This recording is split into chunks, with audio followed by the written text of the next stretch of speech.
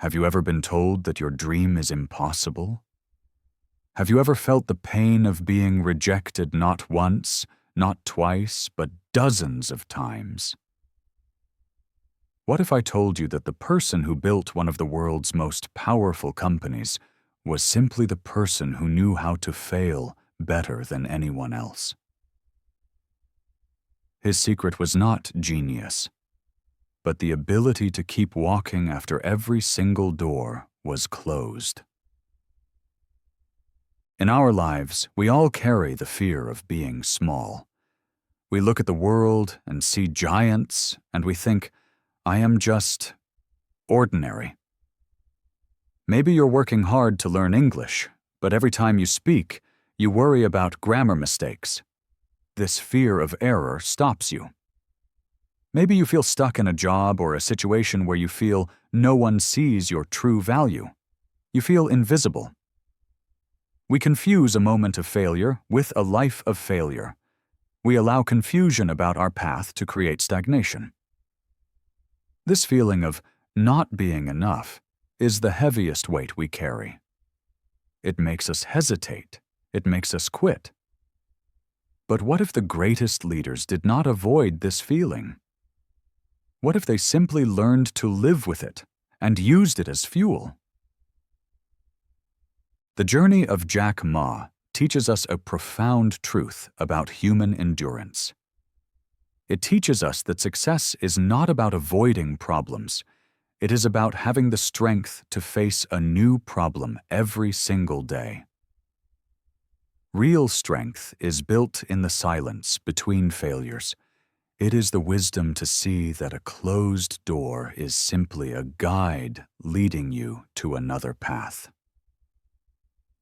Your ability to handle rejection is your most valuable business asset.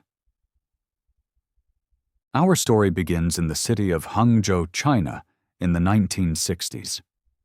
This was a time when the world was far away, separated by distance and language.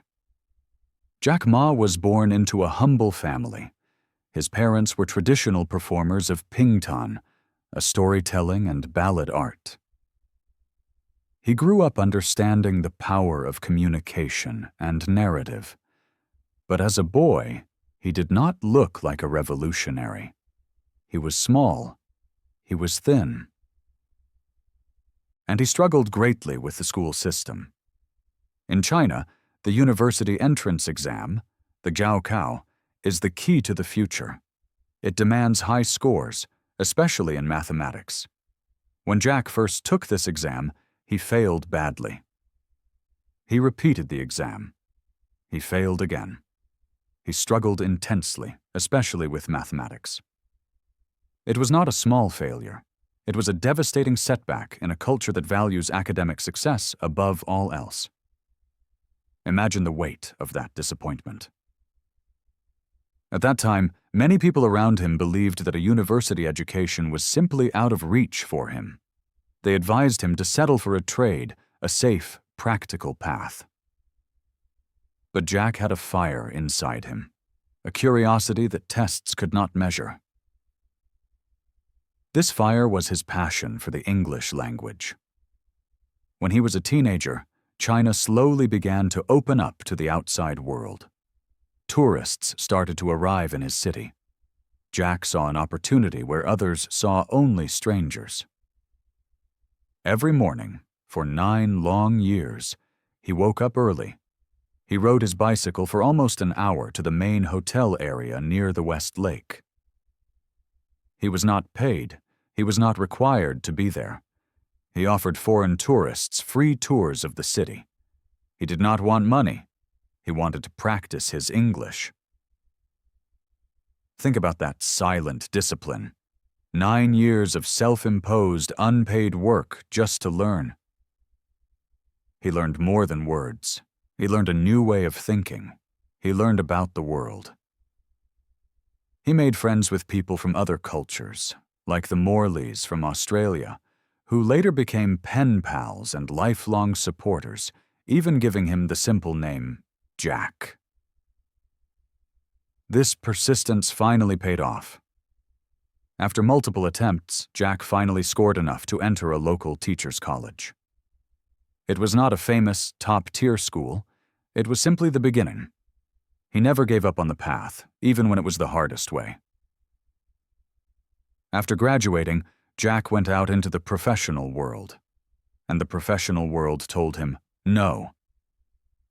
Jack applied for job after job, and rejection followed him like a shadow. He applied to be a waiter, rejected. He applied for a secretarial position, rejected.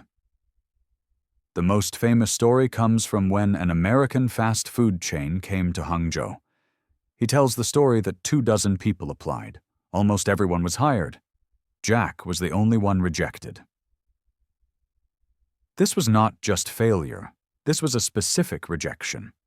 He did not just fail at business, he failed to get entry-level jobs. Any other person would have taken this stream of failures as a sign.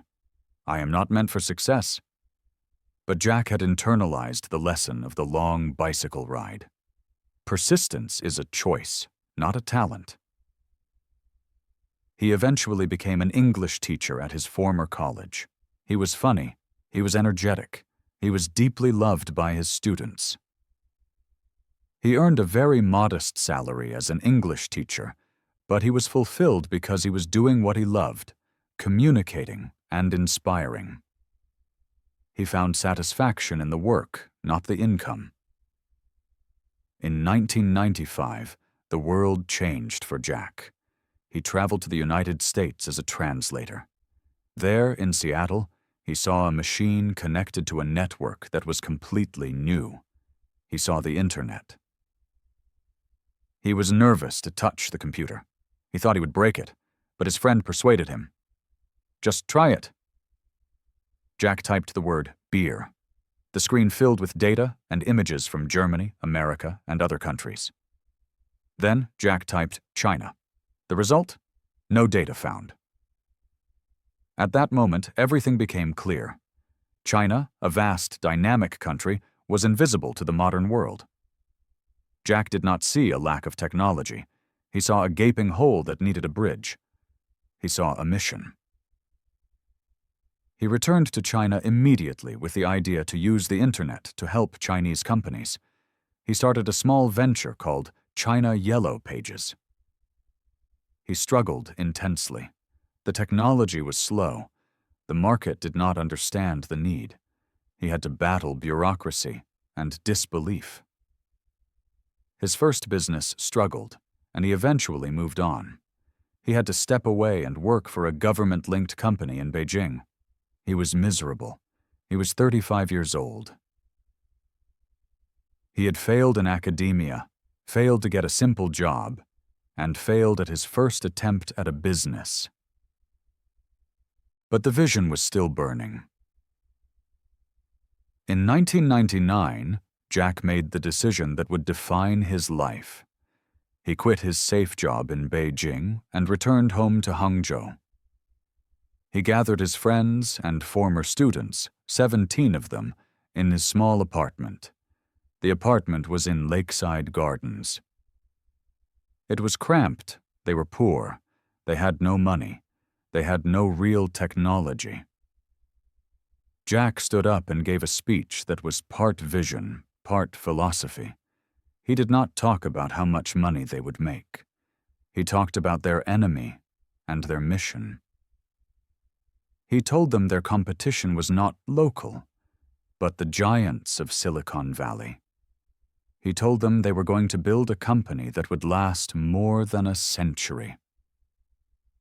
They pooled their money, about $60,000, and founded Alibaba. The early days were defined by uncertainty. The business model was experimental and uncertain. They made no profit. When Jack traveled abroad to raise capital, he faced a wall of doubt. Many investors considered his ideas unrealistic. He was an energetic former teacher with strange metaphors, not a typical CEO. But Jack had an incredible ability to communicate his belief. He convinced highly educated professionals, like Joe Tsai, to leave high-paying jobs and join him for almost nothing. He convinced major international investors to take a chance on his vision. The moment of truth came when eBay, the global giant of e-commerce, entered China. eBay was powerful. They had money, technology, and brand recognition. Everyone said Alibaba was finished. Jack launched his direct competitor, Taobao. He was asked how he planned to fight a giant like eBay. Jack gave his famous reply, "eBay may be a shark in the ocean, but I am a crocodile in the Yangtze River. If we fight in the ocean, we lose. But if we fight in the river, we win." This was his mental shift. He chose his battlefield. He understood the local culture better than the American giant. He knew that in China, business requires trust. So he developed Alipay, a secure way to handle money online. He knew that Chinese merchants needed community, so he built a chat function into the platform. Most critically, he made Taobao free for merchants. He said he wanted to help the shrimp, the small businesses, to survive first. Before you can take, you must give. While eBay charged fees, Jack cultivated loyalty. He focused on the customer first, the employee second, and the shareholder third. Slowly, the crocodile, knowing its river and its strengths, began to dominate. The shark struggled in the unfamiliar shallow waters. Eventually, eBay was forced to leave the Chinese market. The local knowledge had defeated the global power. Today, Alibaba is one of the world's largest e-commerce companies. The boy who failed his math exams, the man who was rejected by every employer, became one of the wealthiest entrepreneurs in China. Jack Ma's story is a masterclass in philosophical endurance. What principles can we take from his life to improve our own? 1. Change your definition of failure. Jack failed multiple times, but he never let the failure define him. He separated the event, the failed test, the rejection letter, from his identity. Lesson. When you feel disappointment, do not say, "I am a failure." Say, "This is valuable data." Your mistake in English grammar is not a sign of low intelligence. It is a sign that you have successfully found something you need to practice next. Failure is just information for your future self. 2. Focus on your river, not the ocean. Jack did not try to copy eBay. He did not try to fight the shark in its own ocean. He fought on his own terms, in his own river, where he understood the culture and the current. Lesson. Stop trying to be the best in the world. Focus on being the best in your own situation. Stop comparing your quiet beginning to someone else's loud middle. Find your unique strength, your river, and work there where your natural knowledge gives you the advantage. This is the definition of quiet confidence. 3. Build trust before transactions. Jack won by giving first.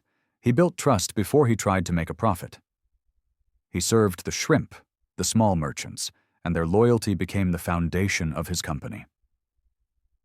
Lesson. If you want success, do not ask, "What can I get?" Ask, "How can I help?" When you are learning English, help a friend. When you are doing your job, help your team. When you lead with service, your success will eventually find you. 4. Persistence is the only genius. Jack was honest. He was not a technical genius. His success came from his sheer ability to keep trying when everyone else stopped.